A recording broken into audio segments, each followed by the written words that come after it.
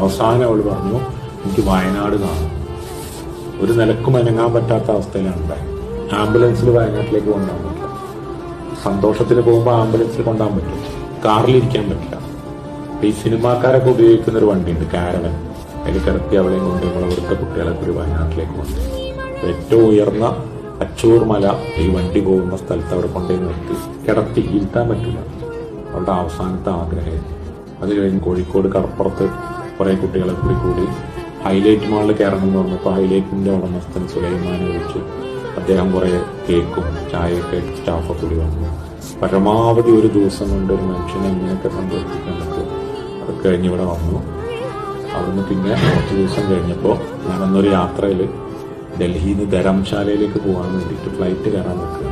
പുലർച്ചെ 3:30 അപ്പോൾ ഇവിടെ എനിക്ക് വിളിച്ചു, ഇനിയിപ്പോൾ എനിക്ക് ശ്വാസം കിട്ടുന്നില്ല. നമ്മൾ ആലോചിച്ചപ്പോൾ രാത്രി 3:30 അവളെന്നെ ഓർത്തില്ലേ. നമ്മളെ ചലിപ്പിക്കുന്നതും നമ്മളെ മുന്നിൽ ഇരിക്കാൻ ധൈര്യം കാണിക്കുന്നതും ഇങ്ങനൊരു പ്രതിസന്ധിയിൽ ഒരു മോളെന്നെ ഓർത്തല്ലോ എന്നുള്ള ധൈര്യത്തിനും കൂടെ അവളെ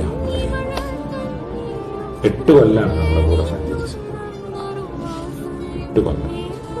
ഇതൊക്കെ നിങ്ങളോട് ഞാൻ പറയുന്നത് എന്താ വെച്ചാൽ നിങ്ങൾക്ക് കിട്ടിയ അനുഗ്രഹങ്ങളെ നിങ്ങൾ വേസ്റ്റ് ആക്കരുത്.